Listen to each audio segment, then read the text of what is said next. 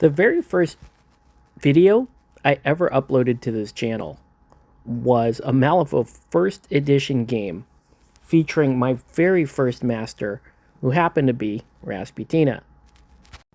And back in first edition, Rasputina was essentially a walking artillery piece capable of just blasting anything. And that held mostly true through the various changes to Rasputina 1.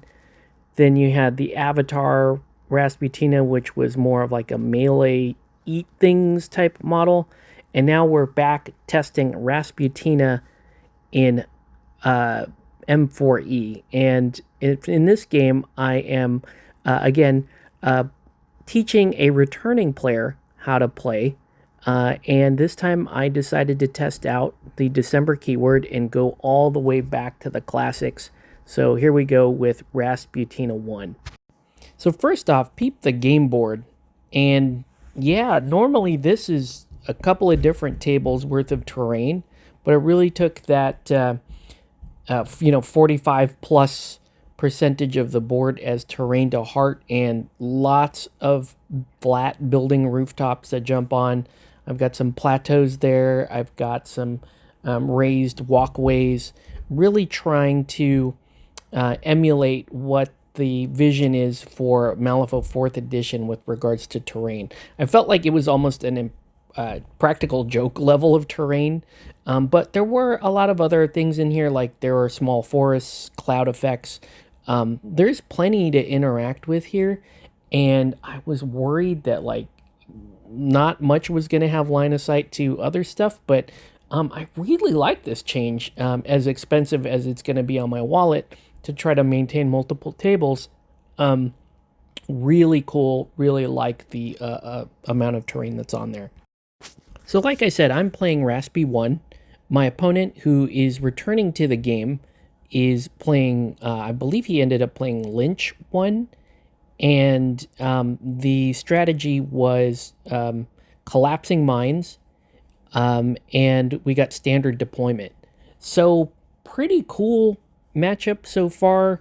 Not much to say about my crew. I went with, because of her ability to make beasts charge, I actually opted not to take an ice golem this time, and went with the blessed, went with Cetera, 2 silent ones, 1 cultgeist, and a December acolyte. My opponent went with obviously Lynch and Huggy, and he went with Gwyneth, Kitty, 2 illuminated, and 2 beckoners, if I recall. Some minor disappointment in not being able to hire exactly everything you could hire in M4E. Shoutouts in the chat, those of you who used to hire Horcats and use them in December. I did a couple of times, but sadly had to leave the models at home. For schemes, my opponent selected Assassinate on the Snowstorm, a fact that he wasn't really working very hard to keep a secret because it was his first game and he kind of wanted to know anyway how to do it. And I got, I believe, I was working on Search the Area.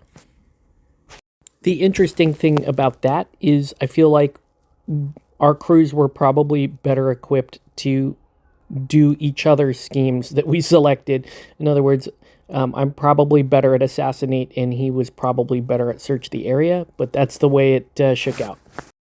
So early in the game, I'm going for Search the Area, and I've got that building, the blue building, kind of the top right there, bookmarked for something like that. Gonna walk the Wendigo who's behind the larger blue building over there, and then also get the Blessed of December over there to drop a couple of scheme markers, and then the silent one that's at the very bottom of the screen, she's going to trigger off an ice pillar to get a 3rd one there to score that. And it's pretty interesting that to be able to score that pretty quickly with the Rasputina crew.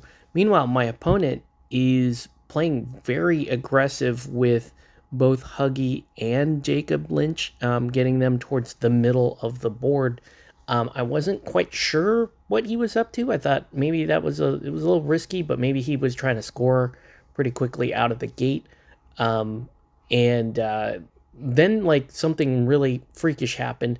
I don't recall if he took some damage earlier, but I ended up taking an attack on Huggy with the Blessed, and this is pretty nuts because this was the infamous I flip a red joker and my opponent flips a black joker, and this model's attack counts raises on 3, so I did a like 8 damage attack on Huggy and just outright killed Huggy.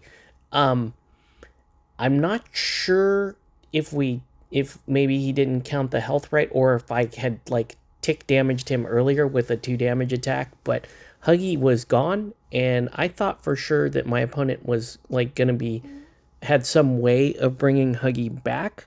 If I recall, there was a way to bring Huggy back in the previous edition, but no, Huggy was just gone, and that was like a significant amount of hitting power just taken off the board like that. So combine these like devastating attacks with Rasputina killing another model later in the turn and some remain markers out there, and you have this sort of snowballing effect starting to happen between his crew and my crew, where I'm almost pretty easily killing models each turn, and while he is slowly whittling down Snowstorm and Cetera, for example, I can just keep healing Cetera. So like I just kept healing Cetera by transforming her, by using Silent Ones to heal her, and by removing remains markers. I'm also using the Blessed of December to leap around and drop scheme markers and interact with strategy markers. I'm using the December Acolyte to drop scheme markers.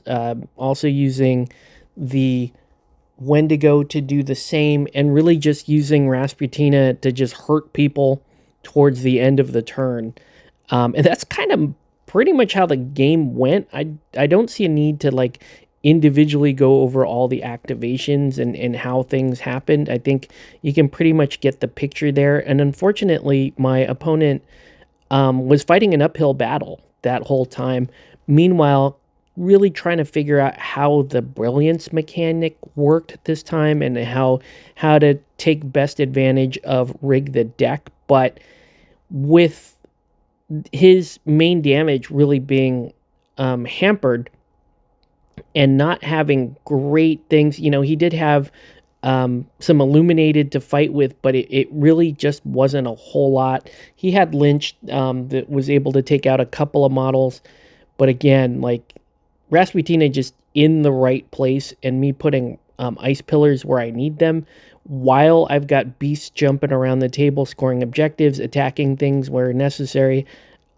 This game kind of got out of control here, and we called it around the 3rd turn.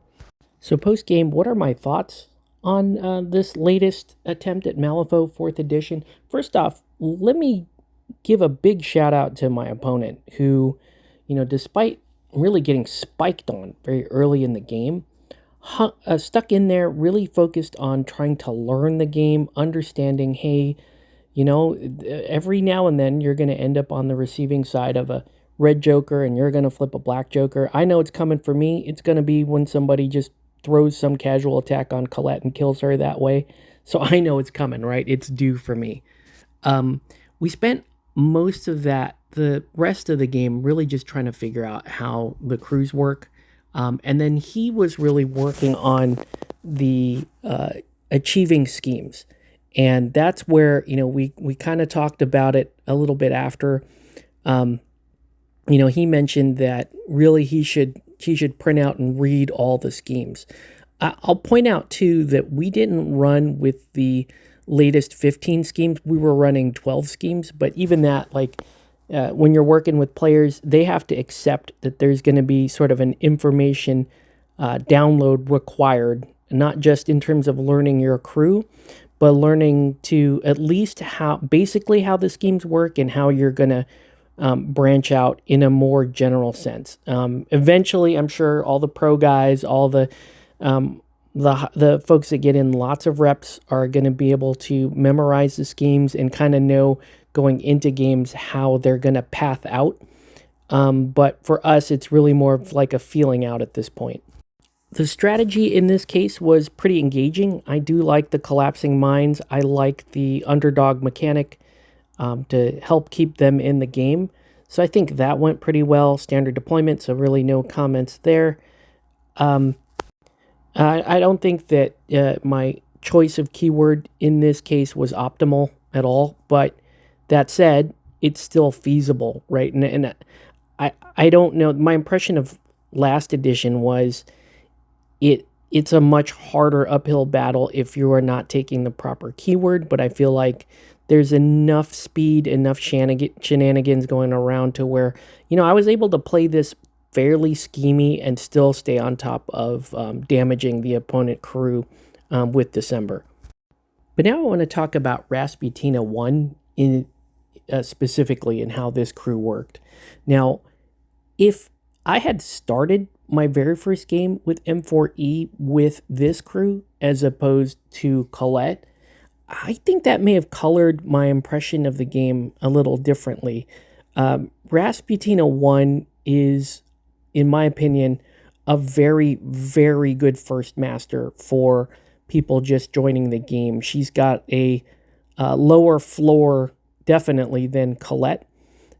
She's fairly easy to understand. There is enough in the gameplay to understand the nuances of where exactly to be putting your ice pillars, remembering how and when to use those hunger tokens. So there's some decent meat on the bone there. And had this been the first crew I took into the M4E beta, I feel like I would have had better footing on what they were going for in terms of streamlining the game and being better able to grasp the newer concepts of how schemes work, how the strategies are running, because I have a crew that's easier to run. At the same time, I feel like, Rasputina's always had, not always, but mostly has had a somewhat straightforward playstyle. And that means I can just operate at a lower gear in terms of micromanaging the crew and really focus in on the M4E mechanics. So I feel like this was a better experience than with Colette. I feel like I can step into Colette later, but her playstyle isn't entirely as obvious as Rasputina is. Also, I feel like Rasputina still has the same drawbacks and deficits she had. M3E actually had her a little bit more resilient. She really doesn't have, Rasputina 1 anyways, really doesn't have the defensive tech that 1 used to have in M3E, but I don't necessarily think it's a bad thing, right? This crew has a low skill floor, but has some glaring weaknesses, so a more experienced player would know how to get at Rasputina, how to shut down some critical aspects of the crew. And so it makes her, we'll say a more conscious selection among your keywords later when you get into later play, when you get into competitive play. But out of the gate, this is probably one of the better masters that you want to start playing with if you jumped into M4E and maybe are less experienced, we'll say. And as for the hunger mechanic, it's really awesome. I really enjoyed the mechanic. I feel like it's thematic, it matches the fluff, and I feel like they nailed it on this one. I feel like this one, they just did such a great job getting that mechanic down while simplifying the game. So really, if this was the aim for M4E with Rasputina, at least, I feel like they really did a great job here. For me personally, yeah, I feel like I can play Rasputina and really just enjoy the games at the lower gear. I plan on playing more Karis 2. That was kind of a conscious decision going into M4E. And I feel like her style as well is probably going to lend to my more casual approach where I want to pick up the game, enjoy the game really quickly, and I don't have to overanalyze everything the way you might do with Colette. Yeah, so let's see how Karis does hopefully in the next battle report. Thanks everyone for watching. Let me know what you think, and we'll catch you on the next one.